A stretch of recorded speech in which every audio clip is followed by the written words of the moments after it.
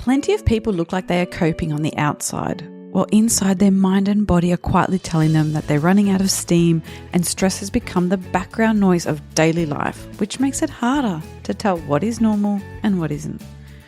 When life feels like that, even small moments of discomfort can set off alarm bells and your brain can react as if something dangerous is happening.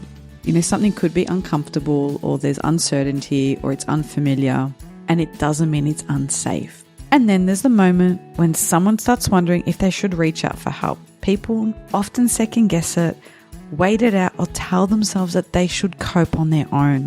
The moment you think, I wonder if I need some extra help, or that thought's popped into your mind that you feel like you might not be coping and you're having sort of thoughts like, this is too much, I'm struggling, I don't know how I'm going to keep going.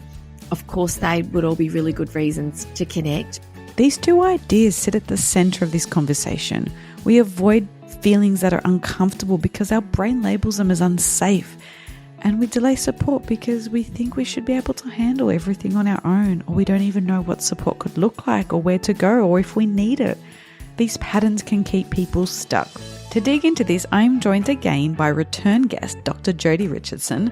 Jodi is the host of the Hello Anxiety podcast. She's a wellbeing and mental health expert, author and speaker, and she brings a mix of lived experience and grounded science that helps people understand what's happening in their body rather than feel confused or overwhelmed. We talk about why life feels heavy right now, how to tell the difference between everyday stress and an anxiety condition, and why emotional fitness is built the same way as physical fitness is, with small steps, repeated often, even when they feel uncomfortable. We also explore how anxiety shows up in relationships, especially when one person tries to fix things and the other person just wants to feel understood. Welcome to This Complex Life. Let's take a look at the messy and complex relationship between stress, anxiety, and the stories that our brains tell us. Hello and welcome to This Complex Life. Joining me today, I have Dr. Jodi Richardson. Hello, Jodi. Hello, good to be back with you. So we've had a number of chats between our two podcasts, me popping up on Hello Anxiety and Jodi being a frequent guest on This Complex Life. And today we want to talk about stress and anxiety and why maybe things just feel so hard right now. Yeah. We talk a lot between the two podcasts around stress and fatigue and anxiety, and I think one of the things I'm curious to hear your insights on is, how do you help people understand the difference between maybe stress and overwhelm and anxiety as a feeling versus an anxiety mental health concern, mental illness diagnosis? Yeah, it's really good because, and I think the language around it can sometimes be, the language that we use is really important. And I think sometimes people say, I'm feeling really anxious, whereas they're just having a normal stress response to for a very good reason. And so I love that you've asked this question. So the way that I like to explain it, look, essentially we feel stressed when the demands that are on us, we don't feel like we have the resources to meet the demands that life is placing on us. And that's really true for a lot of people a lot of the time, because life does ask a lot of us, doesn't it? We were just chatting, weren't we, about, coming through injuries and things, and just there are a lot of moving parts day to day. And so if we think about what are the resources that we've got to meet the challenges that we're facing, and so they can be internal resources, they can be kind of drawing on whether or not we need persistence or we need to carve out more time, set more boundaries, in terms of like the things that we have control over. And sometimes it can be about reaching out and getting some more help, maybe asking for more help so that we can sort of draw on the people around us. So stress is something that we're really equipped to cope with. We are biologically very well equipped to cope with it when it's acute, which means it sort of rises in response to something that's happening. Like, for example, I've got a teenager today sitting an exam. A lot of the teenagers will feel really stressed, possibly anxious, which I can talk about in a second, because they might feel like there's so much to do, there's so much to learn, I don't have enough time, I'm not understanding. And so stress response is a normal response that rises and falls depending on what's happening. A good example I used, I don't know if I've shared this with you before, but maybe listeners heard it previously, but I remember as a kid, Marie, my brother and I, I'm showing my age here, we got like 50 cents or so to ride to the milk bar. Have I shared this with you? I don't think so, no. Oh, okay. We used to get pocket change to ride to the milk bar and ride our bikes to the milk bar around, just a few blocks away as kids. And we'd cut through a vacant block of land. And on one day we got swooped by magpies, a classic Australian thing to happen. And, it was very stressful in the moment, frightening as well. So you're reacting to what's happening and in the moment. But then the next week when I'm thinking I'm riding to the milk bar again on Friday, I'm anticipating what might go wrong. I might get swooped again, then the anxiety can build. And the interesting thing about anxiety is it could be, if it's a normal everyday anxiety, again, it's about something that is happening. It could be that you've got to interview somebody for a job or fire someone, or you've got a very difficult conversation to have with someone and you're worried about the outcome and what might happen. There's uncertainty. And anxiety disorder being anxiety that's frequent and it's getting in the way of daily life. It's extreme. And I sit at that end. I'm actually medicated for my anxiety. Listeners may know that or may not, but I cope really well with it because of all that I do to look after myself. But yeah, and anxiety activates the stress response. So it's the same response, but it's just activated for a different reason. So I hope that kind of gives listeners a bit more insight into kind of the differences and hopefully helps them figure out a little bit more where they might be sitting themselves as well. So how do people know when it's time to get support? When I'm talking to people, they've already reached out to me. So they're in therapy and they've already accessed that support. They've either gone to their GP or they've looked at paying privately or whichever way they've come. Yeah.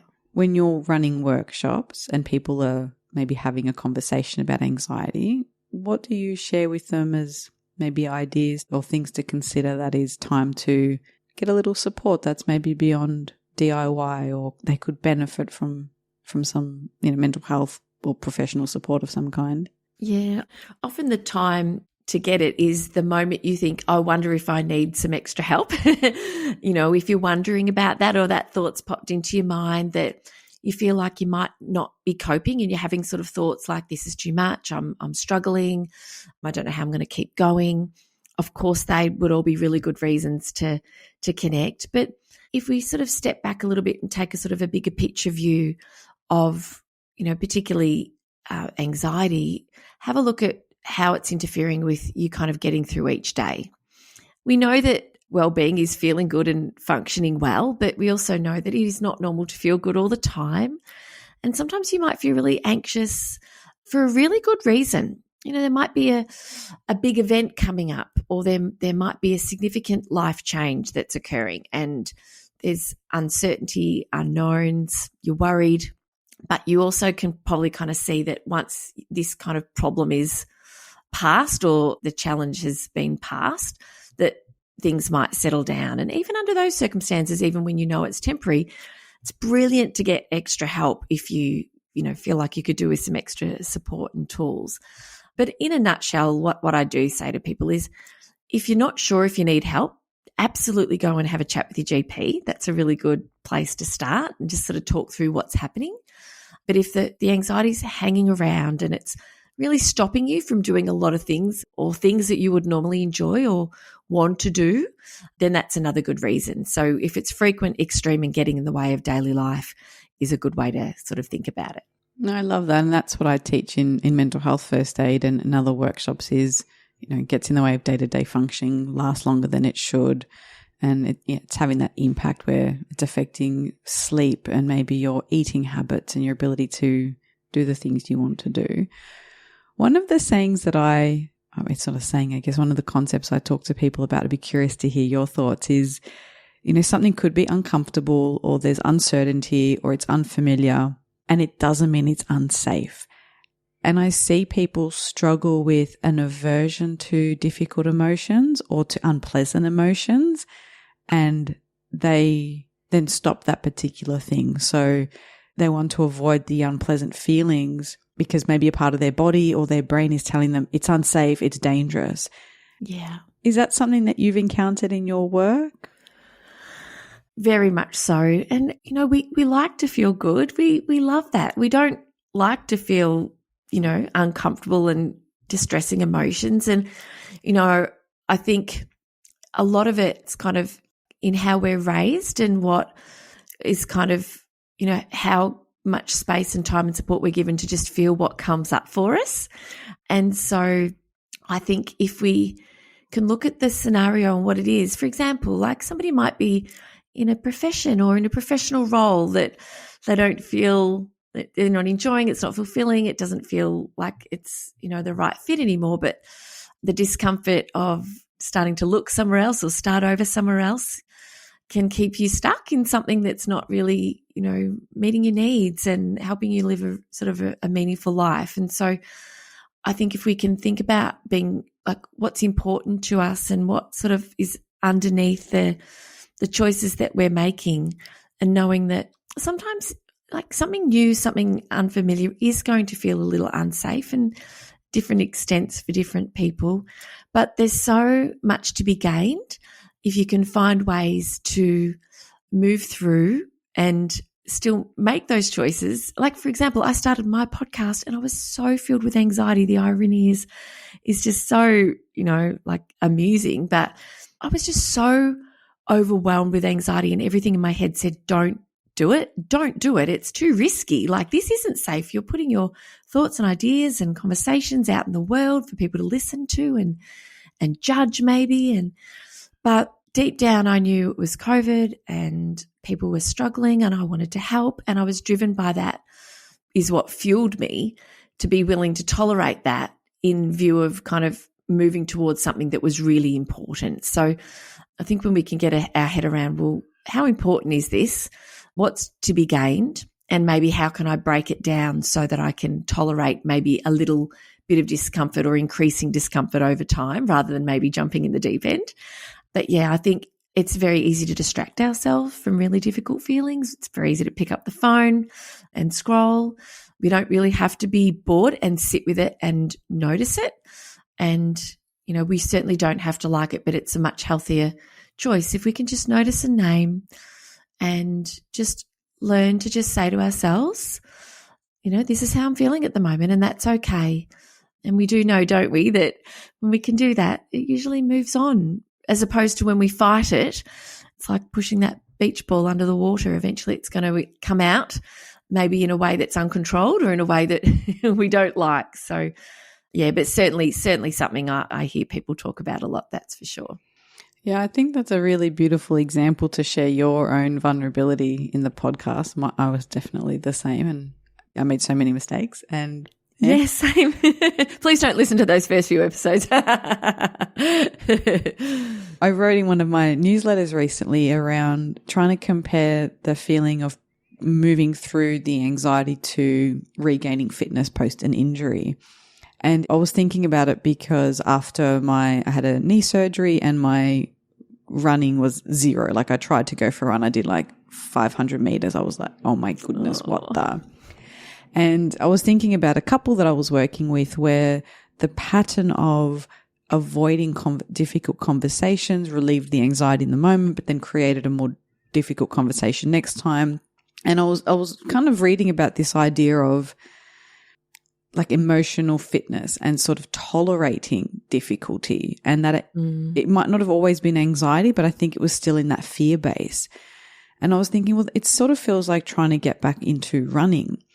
And part of my brain was like, no, it's unsafe. It'll hurt because of my knee. And it did hurt and I had an injury. And then the other part was, no, I've done the physio, I've done the rehab. It will hurt, but it's not unsafe or it's not doing damage unless I go too far. And so just trying to think, if I did 2 runs a week, that's 100 a year. If I did 3, even if they were small, that's 150-ish. And so trying to think of this idea of some of it is exposure. I can't just not have ever run before or not run. I haven't run, I think my 10Ks was during lockdown. I haven't run that distance before. I just kind of did a few kilometers just to kind of decompress. I can't start with that my body won't cope.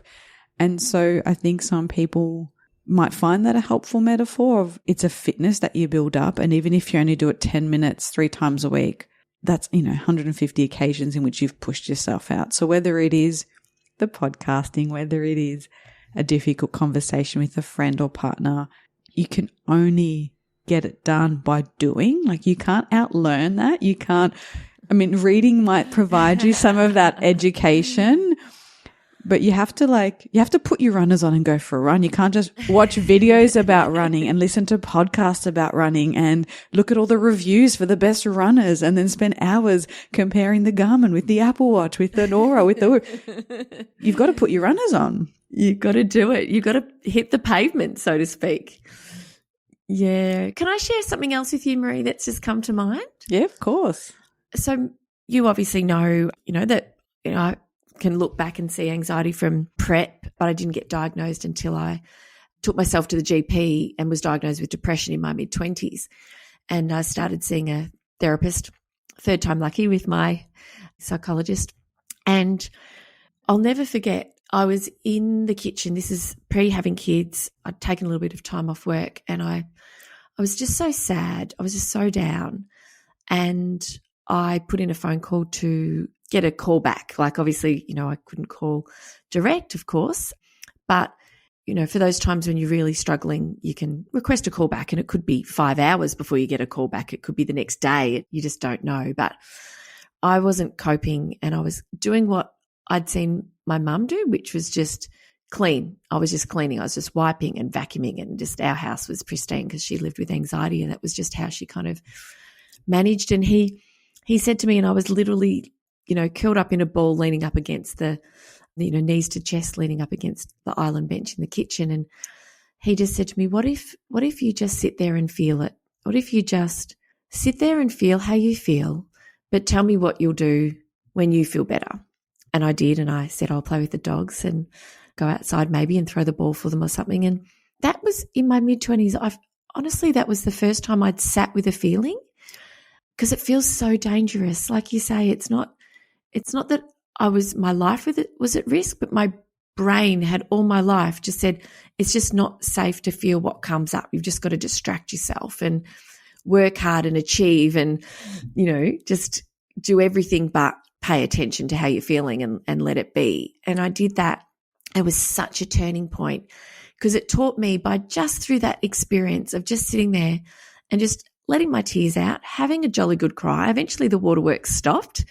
One of my dogs was right beside me and I finished the phone call, sat there and cried for a while and just let myself feel sad. And then all of a sudden I sort of thought, oh no, what did I say I'd do? I'm starting to feel like, I think I could probably get up and go outside now and throw the ball for the dogs. And it was just this monumental moment of, actually I survived that. It's okay. And in fact, I've moved on from it even. It was so powerful, but it feels so hard. It feels so hard, doesn't it? And I did need his support, but eventually I learned to do it for myself.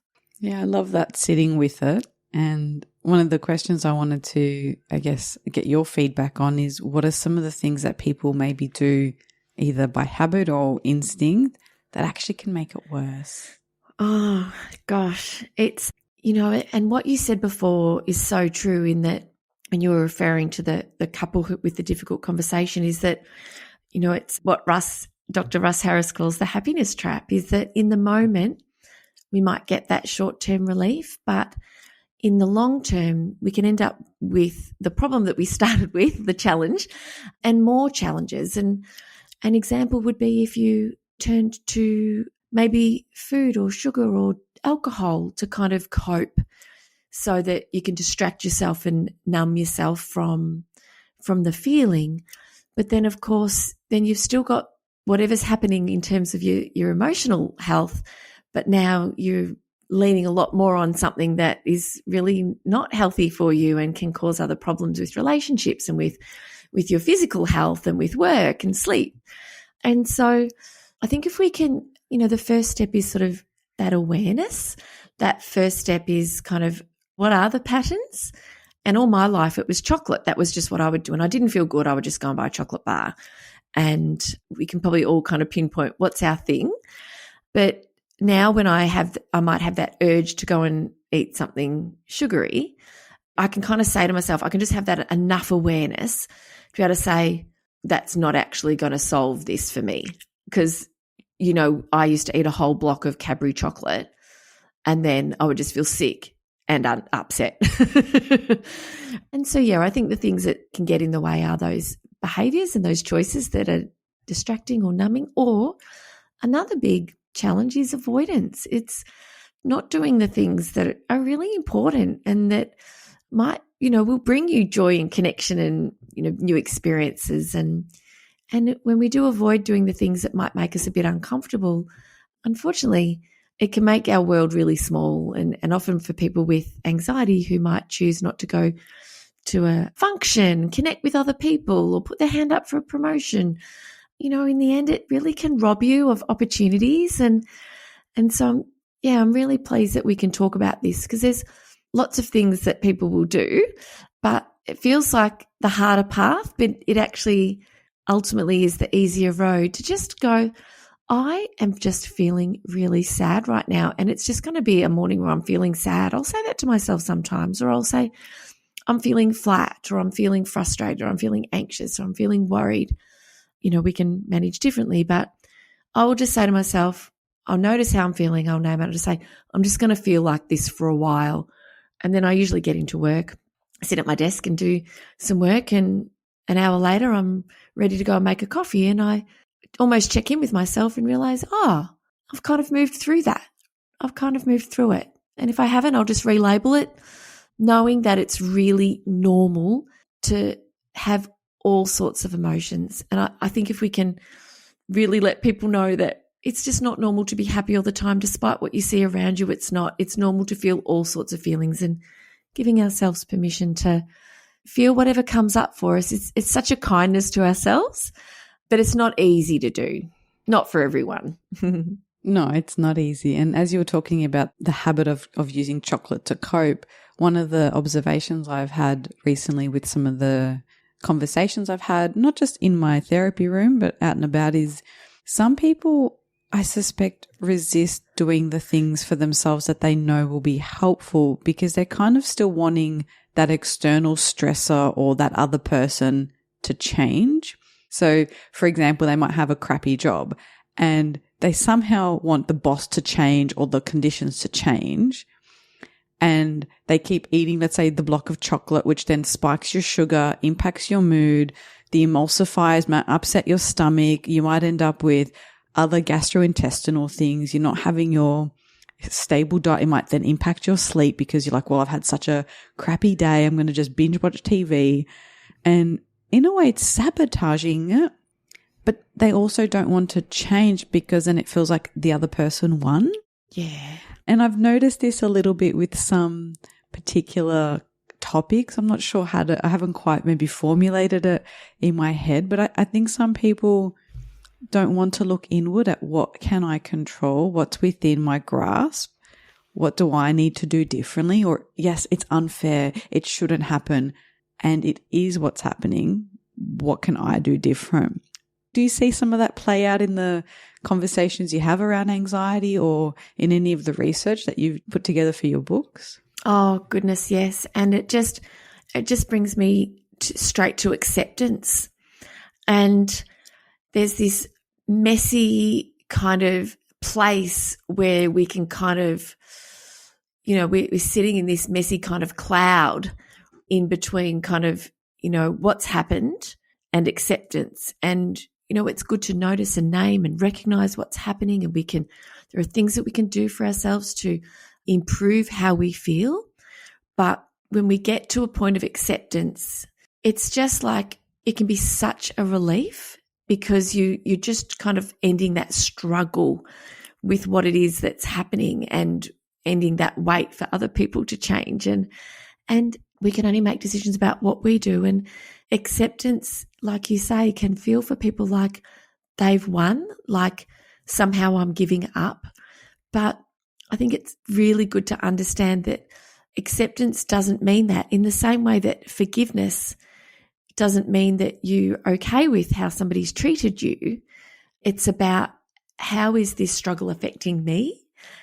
And so here at home, one of the things that we will say is, it is what it is.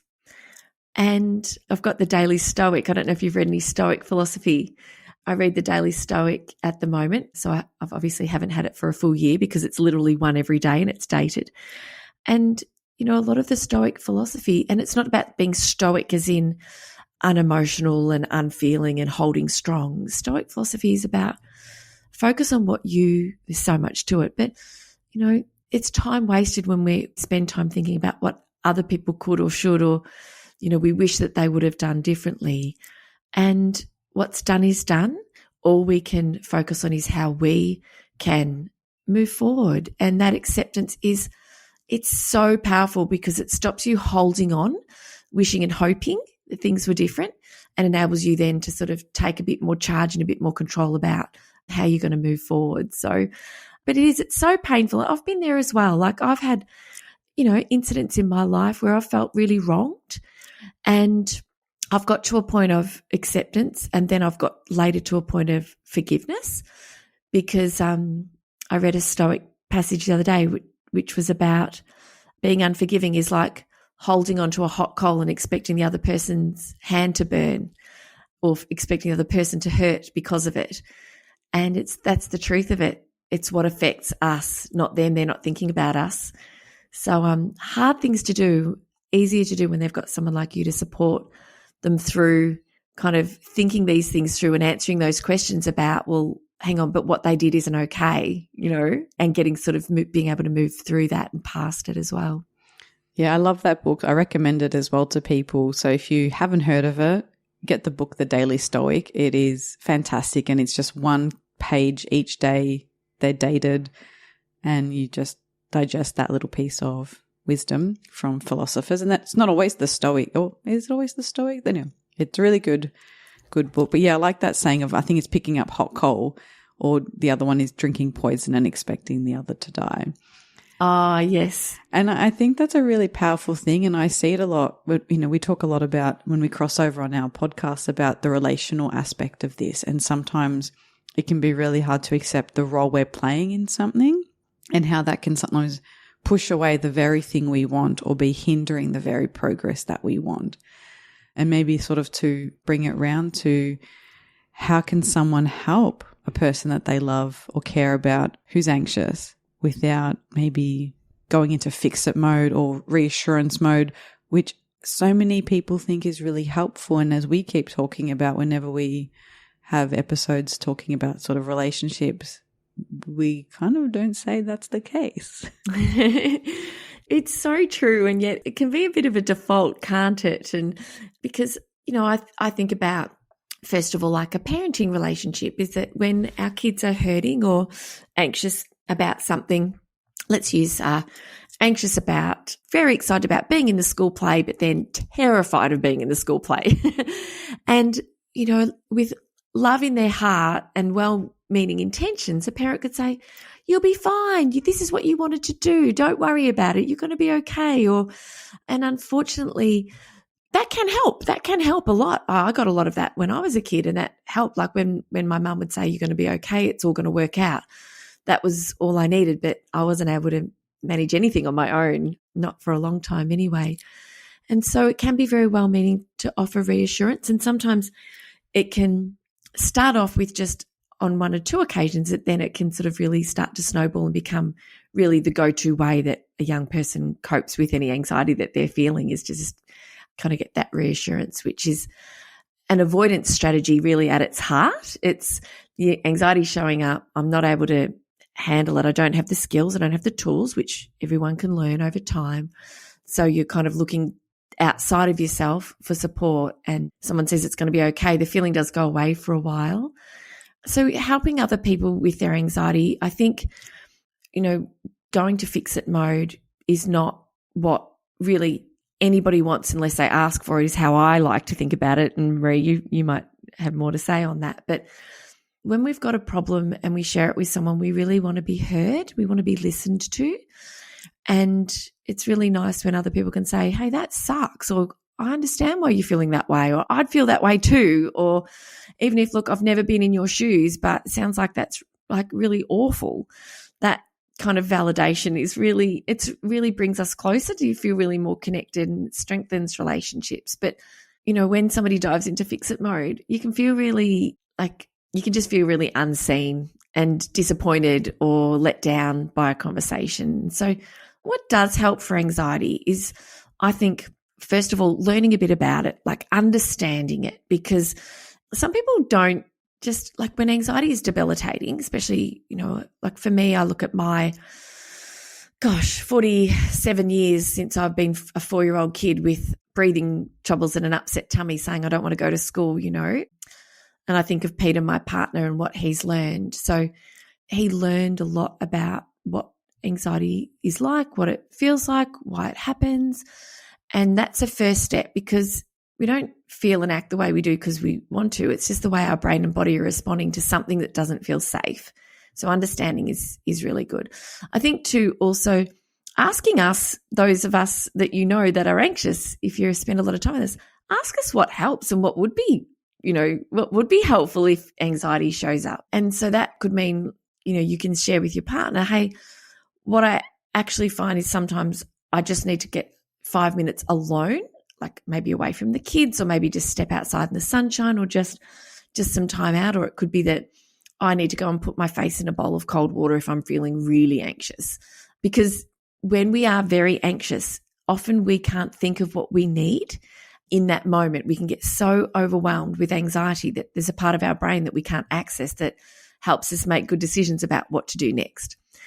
I think some compassion is really helpful, because sometimes we are a bit irrational when we're really anxious about something. We can be, irrational about, classic for me was early days was I've left the hair straightener on, or I've left the iron on, when I know that I've always turned it off at the power and unplugged it, but my anxiety would start to build, have I turned it off? Have I unplugged it? And so having a little bit of compassion, because it can be a bit frustrating sometimes when somebody's anxious and maybe they're behaving in a way that's doesn't make sense to you.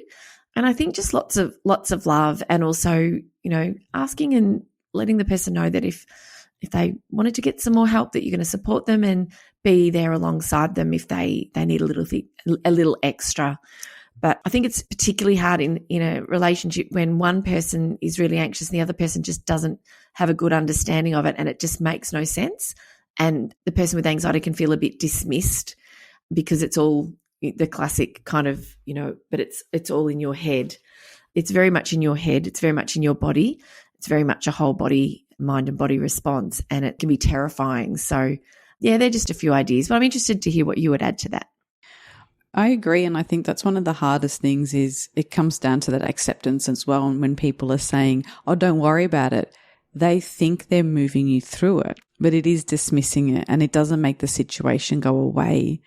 When it comes to relationships, I see that it actually means that person goes to you less. And so children start to learn that pretty quickly, that this is not something I can go to my parents about. I'm just using parents as an example. Or a partner might just slowly start or not share as much about their day if their partner's response was unhelpful, because they're also avoiding the unpleasant feeling of not being heard or understood, but they also might not be able to do anything about helping their partner understand that. And so it slowly erodes that connection over time. It's not immediate, but slowly someone's left with a feeling of my partner doesn't know what's happening in my life. They're not aware of my current stresses. If something bad happens, I might hesitate to call them because I'm not going to get the response that I want. And they can start to feel lonely. And so they'll come to me in therapy and say, we feel lonely, or we're having trouble communicating. And each person's like, I don't know what you mean. It's so obvious. And it's those little misattunements and offering solutions or trying to fix it and not validating and empathizing. And I say that to some people and they're like, yes, absolutely. And some other people are like, I don't know what those words mean. Yeah. And they struggle because they think it means endorsing or accepting a particular thought or belief. So if I was to say I'm so nervous about a podcast episode, and my partner was like, I wouldn't be nervous, or something like that's not helpful. Or if he might think if I said, it makes sense that you're nervous, that he agrees that I should be nervous. And so we can go around in circle, but even saying, tell me more, or what's that like, or what do you imagine's going to happen?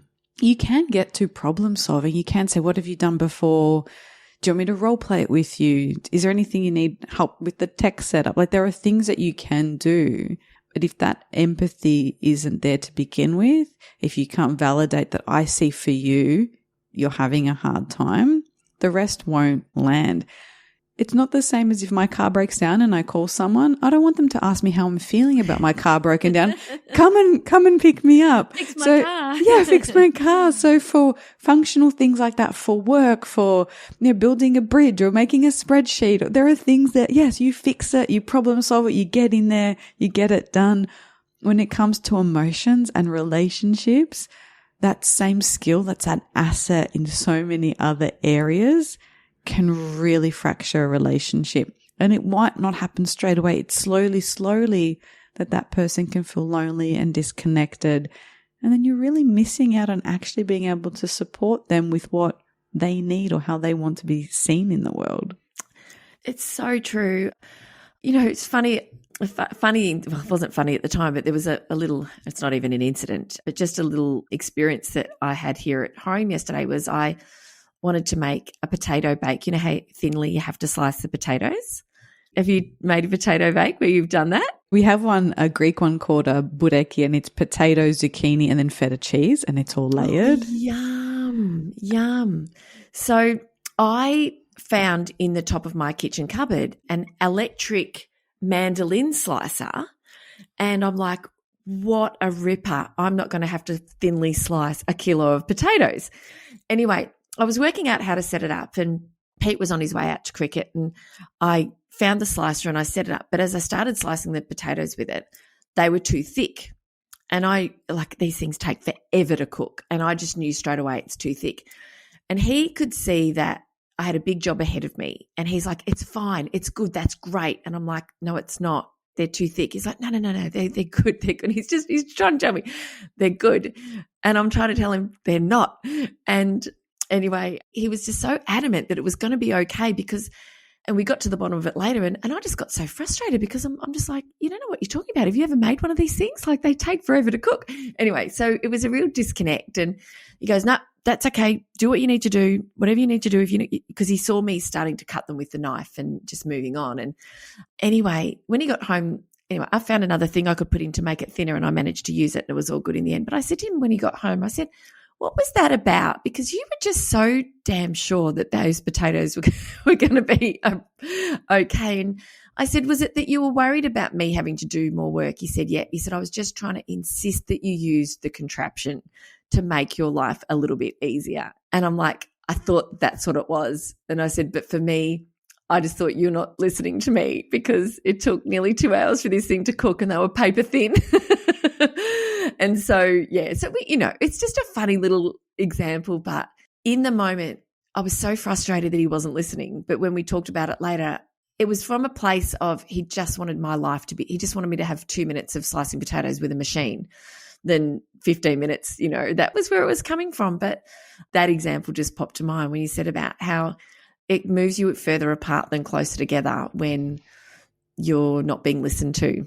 And then you could have been fighting about that and then been shitty at that, and then the whole day goes blown up and like, all I wanted was my baked potato. Exactly. I just wanted a really nice, well-cooked potato bake. But yeah, no, it's, yeah. And look, you're right. Like, when it comes to our emotions, and it's not easy for everyone. Like, it's very much straight to fixing it. A lot of people, that's a default, and you might not get it right all the time, and that's okay. But just have that awareness and have, like, what you talk about with your couples is having that conversations to understand where each person is coming from. So sometimes it's okay, isn't it, just to say, well, what do you need? Like, what would help? Like, if you can accept the feedback that fix-it mode isn't helping, and just sort of say, well, what would help? Then, that's a really great step forward too, isn't it? But not easy. Again, straightforward, but not easy.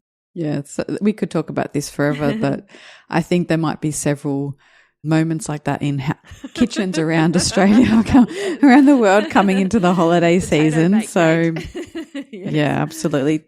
Thanks so much for joining me on the podcast. We could talk about this forever. There's so many ways anxiety shows up in our personal life, in our relationships. And how many seasons have you got, and you're still learning new things and discussing it from different angles. So yes, thank you for joining me on This Complex Life. It's my pleasure. Thanks for having me. Thank you for listening. To keep the conversation going, head on over to Instagram or LinkedIn and follow me. If you'd like to keep updated with episodes and other interesting things happening in mental health, join my weekly This Complex Life newsletter, where I'll share tools, tips and insight. There's a link in the show notes. Got a question you want answered? Shoot me an email or a DM. I'd love to hear from you. And if you enjoy the show, I'd really appreciate it if you could leave a rating and a review. It helps other people find the podcast.